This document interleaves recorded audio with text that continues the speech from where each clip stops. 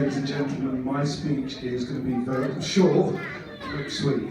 I will start the speech by saying that when I was asked to speak about you, Saadi, I tried to pick out a few memories that I could speak about. I couldn't really do that because there are too many, as in so many.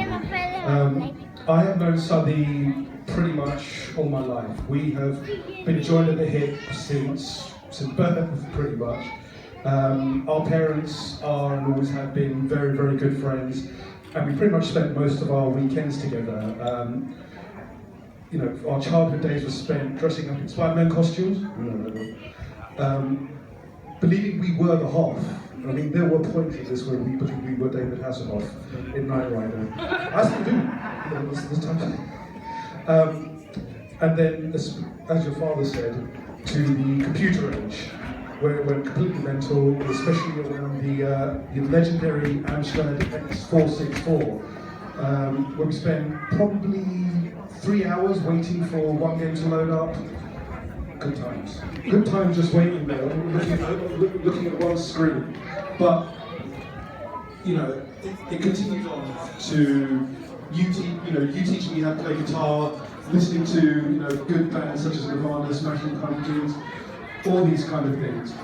And the one constant that I had was, I'm not hanging out with just a friend, I'm hanging out with, as everyone has said about you, my brother. There is a quote that goes, best friends are people you don't need to talk to every day.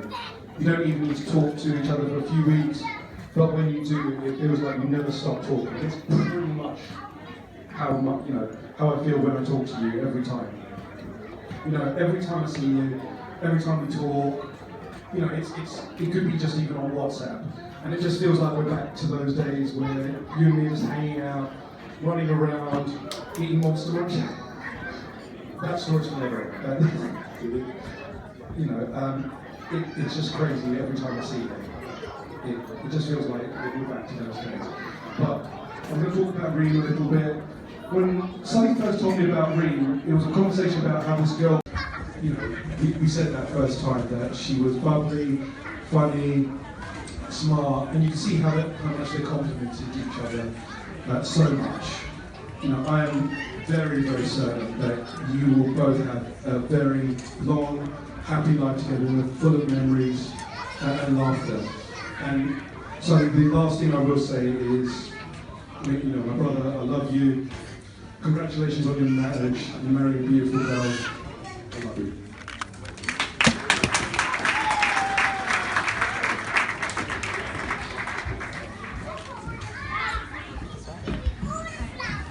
Alrighty guys, mine's just going to be short and sweet, but I've known Saadi since 1994, so in 25 years, and I have to say it's been the best 25 years of my life really. We've been on a lot of adventures, and I'm so glad you've found someone who's amazing to me, really. I remember meeting her many years ago, and they didn't like me back then, but that's okay. It's funny, I think that's what made me to you, bro.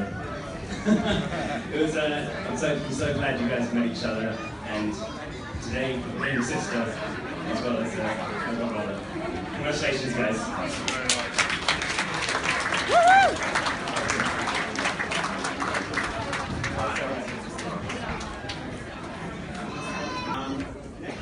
We've all decided that we're all going to talk a little bit about the first few times we met Reem. So, I met Reem in 1998.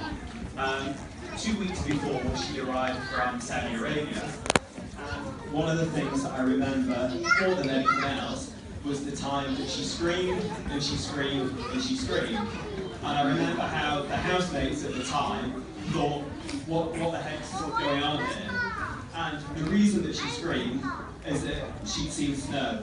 And being from a desert country, she was so excited and so overwhelmed, she just went a little bit on the crazy side.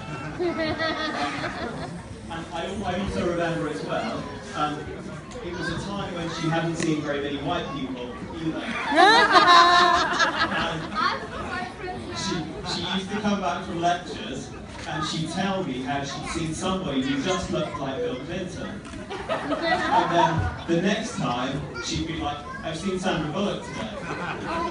So But above all, I remember the fact that how kind she's always been, how happy she's always been as well. People always used to joke about the fact that all she needed was some Kellogg's Frosties in the morning, and that would see her through the day. So I just wanted to say kind of thank you for all the years of friendship, all the support that you've given me over the years. I couldn't have asked for somebody as a better friend.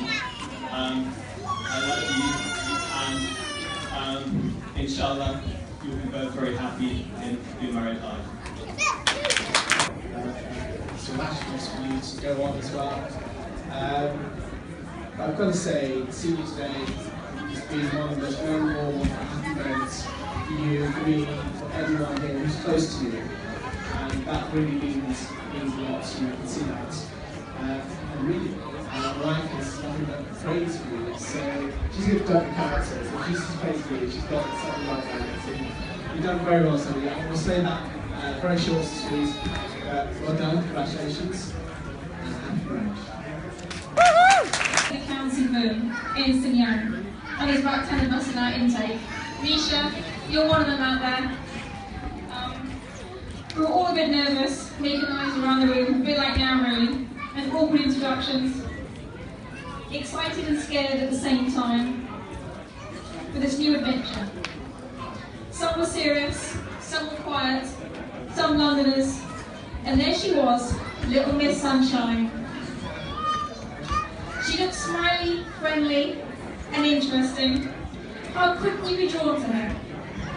With her insatiable curiosity, she was going to get to know you anyway. The next week, we were packed up and shipped out for a week of inductions in Manchester. So much information was thrown at us. We met some seriously weird people, and she likes to learn new things. We shared our trials and tribulations. She patched me up when I had a bad breakup, and I really broke her, trying to teach her to ice skate, badly might I add. I'm really sorry. Actually, I think I've got a few more bruises than you. But throughout all this, Reem's wonderful qualities have always shone through. Her glass isn't just half full, it is positively spilling over. And without exception, she always sees the best.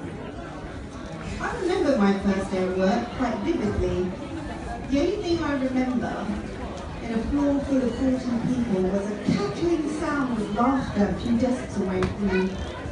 And I thought to myself, thank God I don't have to sit next to that person. And how annoying would that be? By the end of the week, I still hadn't spoken to anyone.